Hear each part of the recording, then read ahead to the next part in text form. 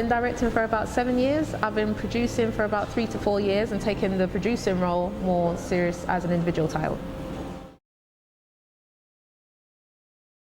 As a director in the industry, now, past or present, you need to be very aware of the business, very aware of the media industry and the economy of cinema altogether, as well as television. You need to know about independent companies versus conglomerates. You need to know about the development of even foreign markets and international markets coming together. If you want to take yourself to that next stage, you need to be very aware of the business, period. And read up on your craft, read things like the Hollywood Reporter or the Variety, so that you understand the direction forward that the industry is going. So like when 3D film, if you want to take that further, know that that's what's popular right now. Know the best equipment, know how people are doing things, know how to manage the market for when you're ready to make your films. Hard work takes you there. As a director, when you're a director, respect comes easy. When people say, what do you do? I'm a director. Oh, really? Everyone's very excited to hear that title, and they're excited to work with you just because. But people could work with you for your title. If you could not back that up with good work, you're not establishing yourself well. And I say with any industry that you're in, but especially something got to do with entertainment, you are your reputation. So whatever quality thing you do it well. Even if it's a low budget video, even if it's a no budget production, you do that no budget production to the best of your ability, and then you build up your show reel. The difference between freelancing and working for a production company is that when you're freelancing, you're completely self-employed.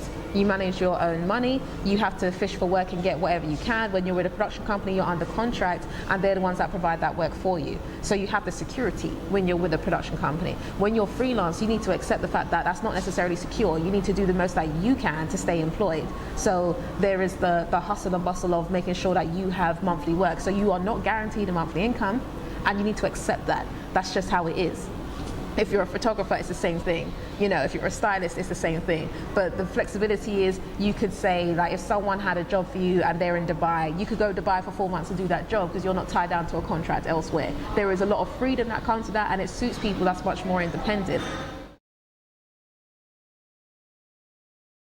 You need to have a plan. So once again, many people do this without any type of formal knowledge of how to do it. They're like, okay, I have a camera, I have an idea, let's film. You could do that, and things are so much more accessible today. A lot of people do it with their mobile phones, which is not a thing I'm in a hurry to recommend. But if you have a very good quality mobile phone and you have storage on it, you could actually make a very successful short film that gets a point across, or like a little advert, and post it on YouTube. If you get a lot of views, that boosts your confidence.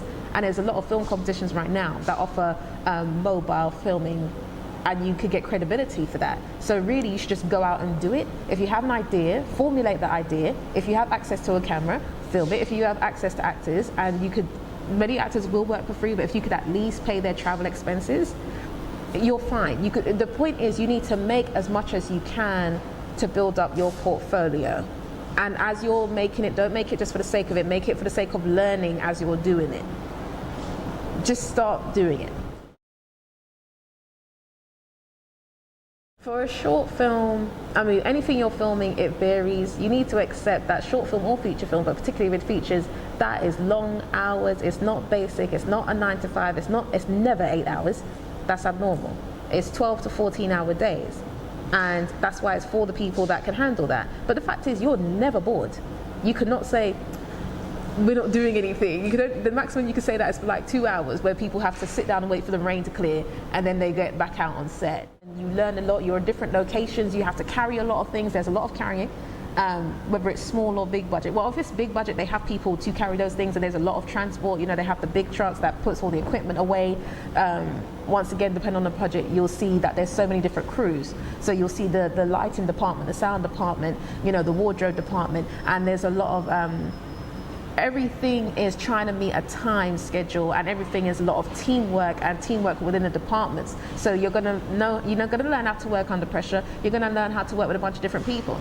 And sound may not have a good relationship with lighting, but they have to coincide with the other person. Every image you see is a team effort for that. So you need to learn how to communicate well. It really does vary on what you could earn as a freelance director. All of that does depend on your experience. The more experienced you are, the more money that you're entitled to, because that's more on a professional level. So when I say experienced, I mean as well as the things that you've done on your own, the things that you do as a professional, hired by professionals, that does amount more what they want as experienced work. And a director could get £1,000 per day, and they could get £1,000 per day minimum in the professional area of things.